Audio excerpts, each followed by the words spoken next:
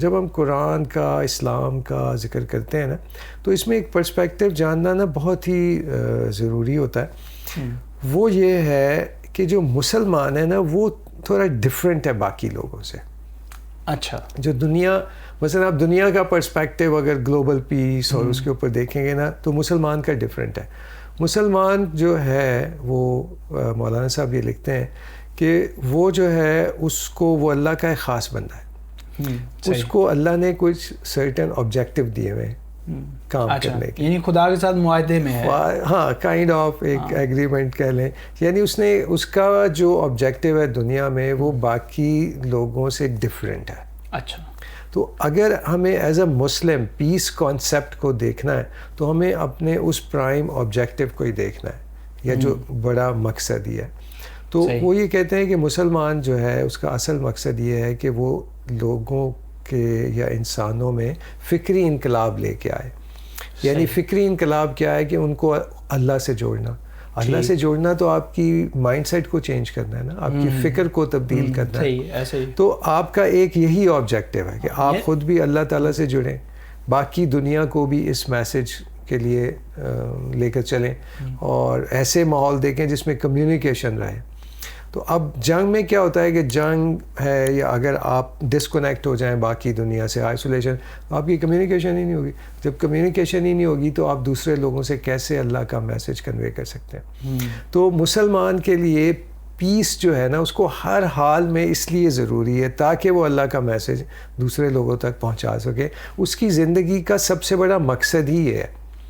ہم لوگ جو عام ورلڈ پرسپیکٹیو میں دیکھتے ہیں کہ شاید جو مسلمان ہیں ان کا پرائم مقصد یہ ہے کہ وہ ایک بہت خوشحال ایک سلطنت قائم کریں, ایک کنٹری بنائیں جس میں ہر طرح سے ترقی ہو رہی ہو, جس میں انسانوں کے حقوق ہیں اور ان کے سسٹمز بنے ہوئے ہوں, اور سائنس اور ٹیکنالوجی اور گاڑیاں اور بزنس اور اکانومی اور یہ ساری. تو مسلمانوں کا یہ آبجیکٹیو نہیں ہے. اچھا. یہ انہوں نے کام ضرور کرنا ہے مگر ان کا کور مقصد نہیں ہے, اصل ان کا مقصد یہ نہیں ہے. اچھا, اصل مقصد پھر یہ اسلامی ریاست بنانا بھی اس کے مقصد یہ ایک لمبا ایک ٹاپک ہے, اس کو ہم الگ سے ہم ڈسکس کرتے ہیں. یعنی یہ آبجیکٹیو نہیں ہے, اسلامی ریاست ایک آبجیکٹیو نہیں ہے. اگر وہ بن جائے اٹ از فائن. ابھی دیکھیں نا جیسے آج کی دنیا میں ایسا ہو رہا ہے کہ جیسے میں خود جاب کرتا ہوں, میں خود انجینئر ہوں, ہم لوگ چیزیں ڈیزائن کرتے ہیں, مینوفیکچر کرتے ہیں, وہ سارے کام کر رہے ہیں, سائنس بھی ہم نے سیکھی ہم ساری, مگر مقصد نہیں ہے وہ میرا ڈے ٹو ڈے لائف چلانے کے لیے ہے, ایک کنٹری کو چلانے کے لیے میرا مقصد نہیں ہے. یہ ایسی ہے جیسے ہم گاڑی چلا کے کہیں جاتے ہیں تو گاڑی ہمارا ایک ٹول کے طور پہ استعمال ہوتی ہے, گاڑی بذات خود مقصد نہیں ہے. ہاں, تو مقصد اصل جو مولانا وحید الدین خان کا اس پہ بہت فوکس ہے, وہ کہتے ہیں کہ اصل مقصد مسلمان کا یہ ہے کہ وہ پوری دنیا کے لوگوں تک اللہ کے میسج کو پہنچا دے. اچھا, اب اس میں جو بڑی انٹرسٹنگ بات مجھے سمجھ آتی ہے کہ اللہ تعالیٰ نے جو باقی ویسٹ ہے اس کو اسلام کا سپورٹیو رول ان کو دے دیا. یعنی کہ اللہ نے کہا او طارق تمہیں یہ انٹرنیٹ چاہیے, اوکے یہ انٹرنیٹ یو ایس سے بنا دیتا ہے. آپ کو ویڈیو چاہیے, آپ کو یوٹیوب چاہیے, آپ کو پرنٹنگ پریس چاہیے, آپ کو ٹریولنگ کے لیے گاڑیاں چاہیے, آپ کو جہاز چاہیے, وہ سارا ویسٹ نے بنا دیا. یعنی یہ کیسا انٹرسٹنگ سا لگ رہا ہے کہ اللہ تعالیٰ نے جو مجھے بڑا آبجیکٹیو دیا اس کو بنانے کے لیے جو پوری دنیا کے جو بیسٹ برینز ہیں ان کو میری ہیلپ کے لیے لگا دیا. یعنی مجھے بالکل آزاد کر دیا. ٹھیک ہے, یعنی آپ کے مقصد میں وہ میرے مقصد میں کوئی رکاوٹ نہیں بنی اور میرا وہ برڈن لے لیا سارا, بلکہ مددگار ہو گیا اور مجھے بیسٹ ٹولز بنا دیے, best of the best tools بنا دیے. یعنی کہ پہلے زمانے میں مجھے یاد ہے کہ مولانا صاحب نے ایک کتاب میں لکھا تھا کہ ایک صحابی تھے جو ایک سمندر کے کنارے تک پہنچ گئے اور انہوں نے کہا کہ یا اللہ یہاں تک میں نے تیرے پیغام کو پہنچا دیا, اگر میں اس سے آگے جا سکتا تو میں وہاں بھی اللہ کا پیغام پہنچا دیتا. تو اس کے بعد پھر ایسی دنیا آئی کہ جہاز آ گئے, شپس آ گئے, پھر انٹرنیٹ آ گیا, تو سارا سلسلہ چلنا شروع ہو گیا. تو یہ دنیا کو ہمیں ایک تو جو تھوڑا سا ہم جب بھی چیزوں کو دیکھتے ہیں نا ہم اس کو اس اینگل سے بھی دیکھتے ہیں, ہم ورلڈ کو ڈیوائڈ کرتے ہیں us and them میں. صحیح. Actually that's how the problem starts. اچھا, یہ دنیا تو خدا کی دنیا ہے نا, اس میں جتنے بندے ہیں وہ تو خدا کے بندے ہیں نا. صحیح بات. تو ہمیں ان میں فرق نہیں کرنا, ہمیں ہر بندے تک اللہ کے اس میسج کو پہنچانا ہے. صحیح بات. تو کبھی میں کوئی کام کر رہا ہوں تو اس نے گاڑی بنا دی, میں نے دعوت کر دی, میں نے کتاب لکھ دی, اس نے پرنٹ کر دی, ٹھیک ہے نا. تو پوری دنیا میں جتنے بھی انسان ہیں سب ایک دوسرے کو ہیلپ کر رہے ہیں. صحیح. ٹھیک ہے نا. اور دوسرا یہ کہ جب بھی ہم کوئی آئیڈیالوجی کو جب ہم سمجھنا, اگر تو ہم مسلمان ہیں اور اگر ہم قرآن پہ بلیو کرتے ہیں تو ہمیں پھر خدا کے پوائنٹ آف ویو سے چیزوں کو سمجھنا پڑے گا. ہمارے پاس دوسرا کوئی آپشن ہے نہیں. ٹھیک ہے نا. مسلمان ہونے کے معنی یہ کہ آپ کو ہر ایک پوائنٹ آف ویو سمجھنا پڑے گا. آپ کو یہ سمجھنا پڑے گا کہ اللہ تعالیٰ نے مجھے کیوں پیدا کیا, اللہ تعالیٰ نے یہ دنیا کیوں بنائی ہے, یہ دنیا کس طرف جا رہی ہے, اللہ تعالیٰ اس دنیا کی ڈائریکشن کیا سیٹ کی ہوئی ہے, مجھے اس ڈائریکشن کے ساتھ الائن کرنا ہے. الٹیمیٹلی دنیا کا کیا آبجیکٹیو ہے. تو جب میں اس اینگل سے سوچوں گا تو پھر میں دیکھتا ہوں کہ آج کی دنیا تو مجھے ایکسٹریملی بیوٹیفل لگتی ہے, بہت ہیلپ فل لگتی ہے. یعنی اس میں جو اللہ تعالیٰ نے جو مجھے کام کرنے کے لیے دیا ہوا ہے کہ میں اپنے آپ کو اللہ سے قریب کروں اور دوسرے انسانوں تک یہ میسج, اس کے لیے تو آج کی دنیا میں اتنی اپرچونیٹیز ہیں کہ کبھی سمجھ نہیں آتا کہ ہم ساروں کو کیسے یوٹیلائز کر لیں. یعنی آپ جہاز سے یہاں سے بیٹھ کے آپ رشیا چلے جائیں, یہاں سے بیٹھ کے امریکہ چلے جائیں, یہاں سے بیٹھ کے کینیڈا, چند گھنٹوں میں آپ ادھر پہنچ جائیں گے. اور پھر دنیا میں ابھی جو مزاج لوگوں کا بن گیا ہوا ہے جس میں ریلیجن کی ایکسیپٹیبلٹی ہے, یعنی کہ بات سننے کے لیے تیار ہے. مجھے اکثر یہ ایکسپیرینس ہوا کہ جب میں کینیڈا میں جا کے اور امریکہ جا کر جب ہم قرآن ڈسٹریبیوٹ کرتے ہیں تو ایک جگہ ہے بازار, وہاں پہ ہم کھڑے ہو جاتے ہیں اور جب ہم قرآن لے کے کھڑے ہوتے ہیں تو ہم کہتے ہیں it's a spiritual gift for you, believe me. وہاں پہ بہت سارے لوگ آ کے لے جاتے ہیں, I was looking for it, I want to read it.